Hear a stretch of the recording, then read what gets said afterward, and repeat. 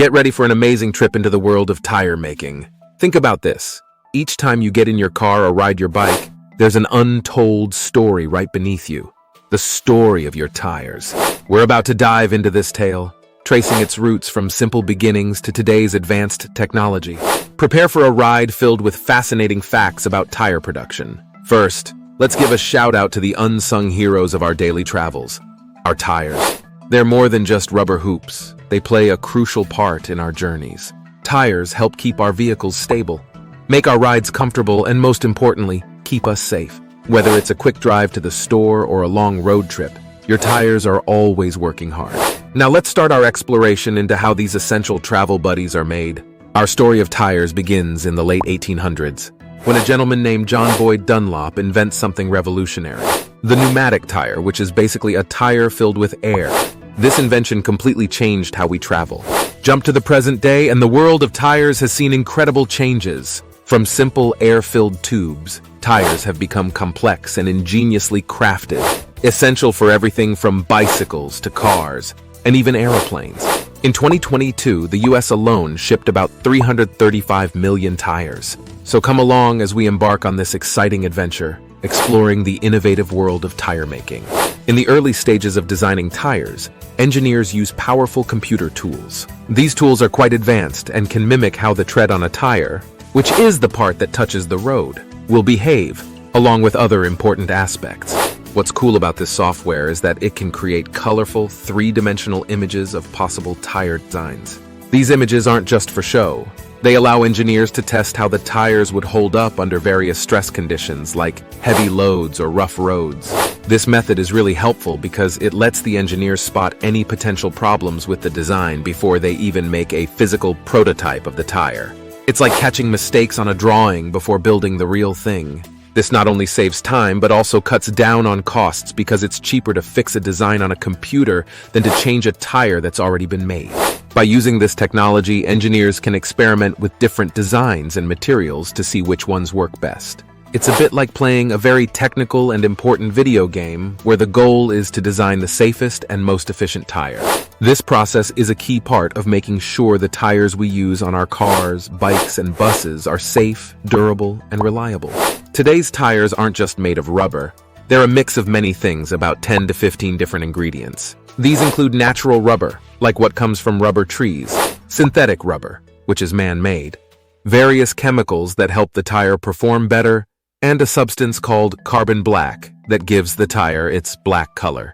When these ingredients arrive at the tire factory, there's a special step to make sure everything is just right. Each material is carefully measured and put into a big machine called a Banbury mixer. Think of it as a giant, powerful kitchen mixer. This mixer does more than just stir things together. It also heats up the mixture. The heat makes the rubber soft and stretchy, kind of like dough. This rubber dough is what they use to start making a tire.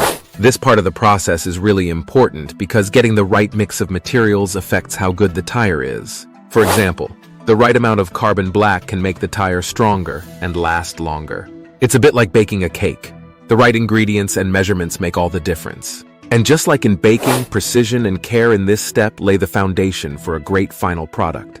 In this case, a tire that's safe and reliable for cars, bikes, and trucks. Making a tire is like putting together a complex puzzle, with each piece playing a vital role.